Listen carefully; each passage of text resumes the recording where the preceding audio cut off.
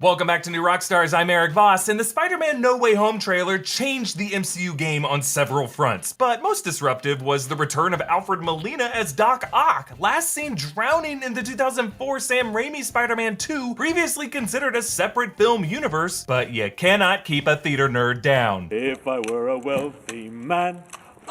Now, Doc Ock, of course, isn't the only returning face in this film, with hints of Willem Dafoe as Norman Osborn Green Goblin, Jamie Foxx Electro, and Lizard and Sandman. All of these making it more likely that past Peter Parkers, Tobey Maguire, and Andrew Garfield might return too. But now that we know more about this movie, how would that happen? Well, the answer might actually be in Doc Ock's odd greeting. Hello, Peter. Why would Doc Ock say this to Tom Holland Peter Parker when his Peter Parker looks like Tobey Maguire? And I think the answer to that question, plus a huge detail most folks might have missed from the trailer, might reveal how this movie's multiverse logic works exactly and in what form Tobey Maguire and Andrew Garfield could appear. And when it comes to Doc Ock saying, "Hello, Peter," the go-to assumption is that this is just another example of deceptive trailer editing. Doc Ock could actually be in a different scene and be seeing his Peter Parker in this moment played by Tobey Maguire, with that alternate Peter's body getting sucked into this universe along with all the villains we're seeing. And in that way, you could look at this line as a clue that Tobey Maguire's rumored cameo in this movie could be happening. A second explanation is that Doc Ock's moment here is not the moment of his arrival in this universe, but rather a scene later in the movie after Octavius has had some time to get to know the Peter of this universe. That's why he recognizes him. But there is a weirder and cooler explanation. I think that Doc Ock sees this Peter Parker with the face and form of Tobey Maguire, despite us seeing him as Tom Holland. Because notice Peter's clothes. Throughout the trailer, Peter's street clothes are the stuff he's always worn. His nerdy, the physics are theoretical, but the fun is real shirt that he wore in Homecoming, a blue plaid shirt while hanging out with MJ, a flannel shirt worn over that nerdy Abacus t-shirt when he meets with Doctor Strange. But in a few shots, Peter wears a gray suit jacket, a light blue shirt, and a dark blue tie. Almost exactly the same outfit that Tobey Maguire Peter Parker wears in Spider-Man 3 from 2007, the night he sees Mary Jane's play, the Venom symbiote finds him, and when he first battles Harry Osborn Goblin. The necktie is a bit different, but the shirt and jacket are exactly the same. Additionally, I discovered upon rewatch that Peter's shoes in most of the shots are the gray and black Jordan 1 Shadow 2.0, on the roof with MJ, in the frozen sanctum with Strange, and during the spell. But in all the scenes we see of him after the spell takes place, like when Peter is wearing that suit jacket, Peter is wearing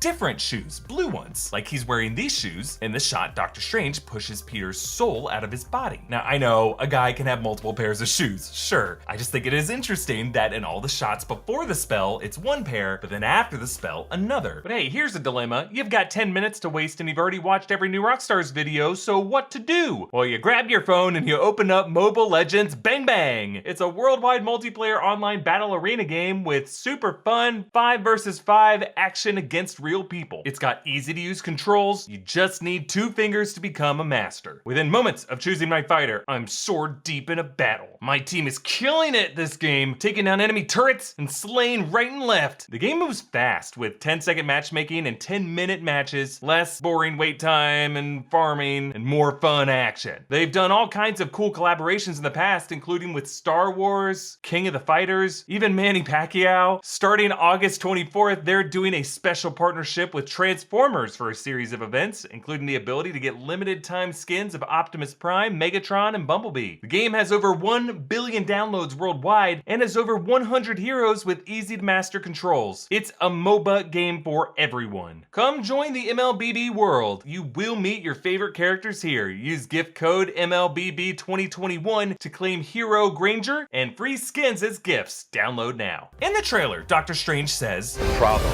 is you trying to live 2 different lives. referring to Peter's desire to have both a private life as a student and a public life as an Avenger. But in the context of this scene, Strange is answering Peter's question of what just happened. And I think he's giving a metaphysical explanation of the effects of that multiversal crossover. As part of that spell, Strange appeared to use a strand of Peter's hair, similar to the way Strange used Thor's hair to conjure Odin's location, and the way Agatha used Wanda's hair to conjure another memory-based incantation. That would mean mean that whatever this spell was designed to do, it was based on Peter Parker's unique identity and inner desires, his soul. That means the way the spell flips and collides the separate universes together, it does so upon the axis of this soul. The multiverse collision could have sucked in alternate Peters and people close to those alternate Peters, like his enemies and loved ones, and caused all of them to respawn in this reality. But in the case of the Peters, converging on the subject of the spell, the one who cast this wish, MCU Peter. Therefore, each of the alternate Peters take the form of and look like the head whose hair that was plucked from